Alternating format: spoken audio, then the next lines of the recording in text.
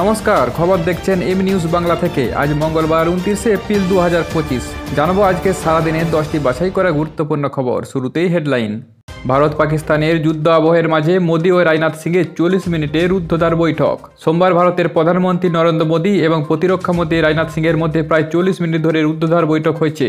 সূত্রের খবর, পেহেলগাঁও হামলার প্রেক্ষাপটে কাশ্মীরের নিরাপত্তা বাহিনীর পদক্ষেপ নিয়ে মোদি ও রাজনাথের মধ্যে আলোচনা হয়েছে। এই মিটিংয়ের আগে সাউথ ব্লকে গিয়েছিলেন রাজনাথ সিং। সেখানে কাশ্মীরের বর্তমান পরিস্থিতি নিয়ে প্রতিরক্ষামন্ত্রীকে ব্রিফিং করেন সেনাপ্রধান উপেন্দ্র দ্বিবেদী। 7ই মে প্রকাশিত হবে উচ্চ মাধ্যমিকের ফলাফল।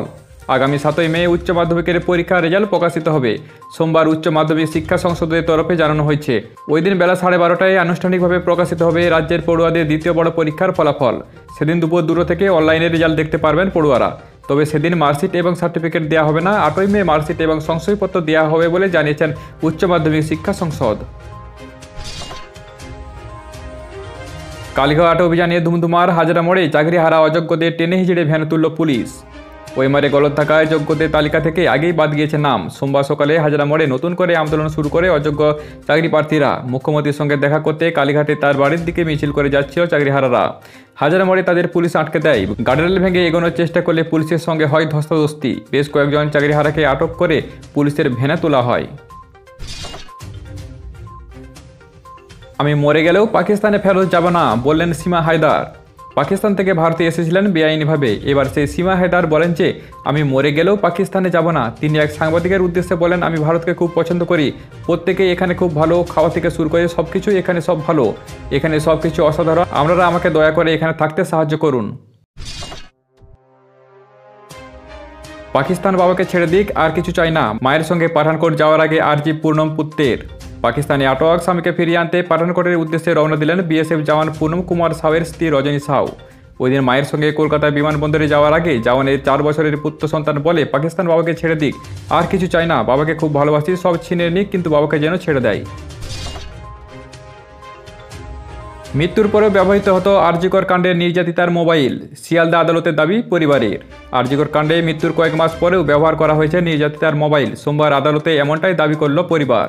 শিয়ালদা আদালতে মুখবন্ধ খামে এই ঘটনা নিয়ে একটি সিম 25 জমা দেয় তারা। সেখানে লিখিতভাবে এই দাবি করা হয় যে নির্যাতিতার পরিবারের তরফে। পরিবারের দাবি, ওই মোবাইল নাম্বার দিয়ে হোয়াটসঅ্যাপ অ্যাক্সেস করা হয়েছে, যদিও আদালত এর গ্রহণযোগ্যতা নিয়ে প্রশ্ন উঠেছে। এবার আরজিকর কাণ্ডে শিয়ালদা কোর্টে 200টি ভিডিও ক্লিপ জমা দিল সিবিআই। আরজিকর মেডিকেলে ধর্ষণ ও খুনের মামলায় শিয়ালদা আদালতে তৃতীয় স্ট্যাটাস রিপোর্ট জমা দিল সিবিআই। তদন্তকারীদের একাংশের সূত্রে খবর, স্ট্যাটাস রিপোর্টে নতুন করে 12 জনের সাক্ষাৎ গ্রহণের উল্লেখ করা হয়েছে। নজরে রাখা হয়েছে 200টি ভিডিও ফুটেজ।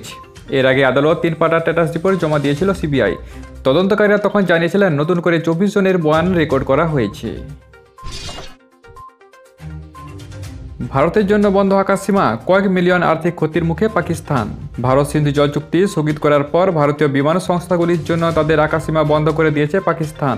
রিপোর্টে বলা হয়েছে এর জেরে কয়েক মিলিয়ন ডলার আর্থিক ক্ষতির মুখে পড়তে পারে পাকিস্তান। বর্তমানে পাকিস্তানের আকাশপথ এড়িয়ে অন্য পথ দিয়ে যাচ্ছে ফ্লাইটগুলি। আকাশসীমা ব্যবহারের জন্য অতিরিক্ত ফ্লাইট ফি বাবদ যে টাকা আয় করত তার থেকে বঞ্চিত হচ্ছে পাকিস্তান। বিমান পরিবহনের অন্যতম বড় বাজার ভারত।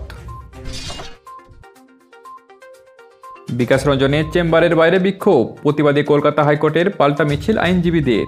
কলকাতা হাইকোর্টে আইনজীবী বিকাশ রঞ্জন ভট্টাচার্য চেম্বারের বাইরে বিক্ষোভের প্রতিবাদে হাইকোর্ট চত্বরে পাল্টা মিছিল করেন আইনজীবীদের একাংশ।